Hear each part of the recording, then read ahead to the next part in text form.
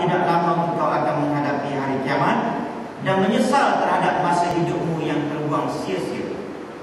Ketahuilah bahawa bila engkau mati berarti telah tiba hari kiamatmu. Sebagaimana kata Al-Mughirah bin Syu'bah, kamu menantikan hari kiamat, padahal kiamatmu ialah saat kematian. Kamu nak tunggu kiamat. Kalau Allah kita hidup mikir nak tunggu kiamat, nak tengok ke mana. Tetapi sebenarnya kiamat yang sebetulnya formulaannya adalah kematian. Baik. Al-Qamah bin Qais ketika hadir jenazah, lalu dia berdiri di atas kubur dan berkata, Al-Qamah ni dia masa dia hadir satu jenazah, dia berdiri di atas kubur dan berkata, adapun hamba ini maka telah tiba kiamat dan mari dah kiamat. Kawan ini dah mari kiamat, yang mati. Sebab seorang bila mati maka melihat segala persoalan hari kiamat, iaitu syurga, neraka dan malaikat. Dan ia tidak dapat berbuat sesuatu amal. Masa itu tak boleh buat apa. Jadi bila orang tu mati, dan kita pun belajar, bila orang tu dah nazar akan diperlihatkan. Bila tengok tu yang kadang-kadang tension, tensionnya sakit jiwanya di belakang. Baik. Jadi apatah lagi bila dah mati, Allah Ta'ala hidupkan balik dalam kubur, bagi satu kesedaran. Sama ada kesedaran itu dalam bentuk roh atau jasad, dua sekali. Maka pada masa itu dia tengok syurga, neraka dan malaikat. Maka masa itu baru timbul nak buat ibadat ataupun beramal. Maka ia bagaikan seorang yang berada pada hari kiamat, dan ia akan bangkit pada hari kiamat menurut keadaannya di saat mati.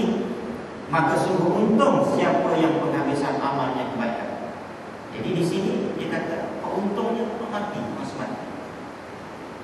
Sebab itu tuan-tuan, saya akan ulas panjang lebar sedikit tentang kehidupan manusia. Dia punya ending dia yang sebenarnya yang kita nak tengok. Penyudah kita masa mati. Dalam kes ini kita nak kaitkan dengan perangai buruk manusia. Sebab ada kalanya kita sebagai manusia, bila tengok manusia lain berperangai buruk, maka kita terus hina dia. Kita terus pandang hina dia. Kita terus tak pandang muka dia. Kita rasa kita lah yang baik dengan perangainya, dengan suka mari surau.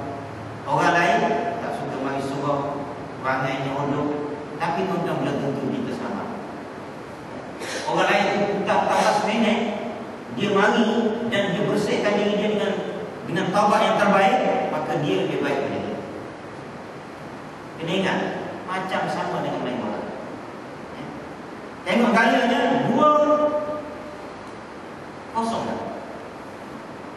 Tapi masa kecederaan kawan boleh sumbat, kita ingat kawan tu dah menang 2-0. 90 minit main, dia dah 2-0. Tapi ada masa tambahan 5 minit. 5 minit kawan lawan yang kosong tadi sumbat 3 gol menang. Kalau tuan-tuan ambil iktibar daripada peristiwa itu, contoh itu, tuan-tuan kena rasa takut. Jangan rasa bangga diri dengan kita yang dah jadi baik dia. Dan jangan pandang buruk pada orang lain. Bahkan kita kena ada perasaan simpati, kesian. Mikir lagu mana nak suruh dia jadi macam kita juga. Mari suruh macam kita juga. Fikir, dia kawan kita, jiran kita kadang-kadang. Nak tarik dia, fikir sendiri. Baik, itu saya akan sentuh panjang lebar pada masa akan datang. Abu Bakar Al-Wasiti berkata, keuntungan yang besar itu dalam 3: hidup, mati dan kiamat. Adapun keuntungan hidup, yaitu bila digunakan dalam taat kepada Allah, dan keuntungan mati bila ia mati dalam keadaan kalimah syahadat. Bukan kiamat syahadat, kalimah syahadat, la ilaha illallah.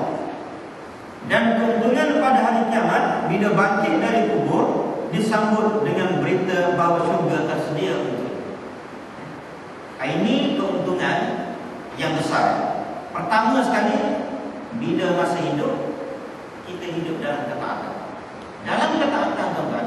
faham bahawa ketaatan itu kita tinggal kerja dunia. Kita gunakan dunia untuk akhirat, itu ketaatan.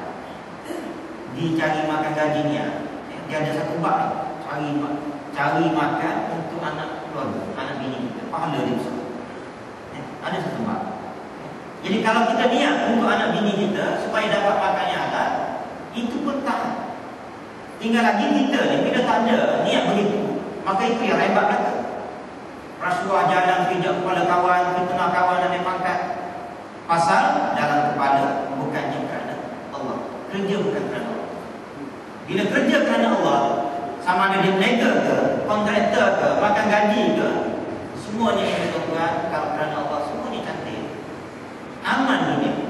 Tapi bila anda buat kerana Allah, lebih kurang 5%, 95% orang hidup dalam dunia ni, dia guna dunia bukan kerana Allah, maka itu yang cacat malu. Jadi saya rasa setakat itu Allah. Bismillah.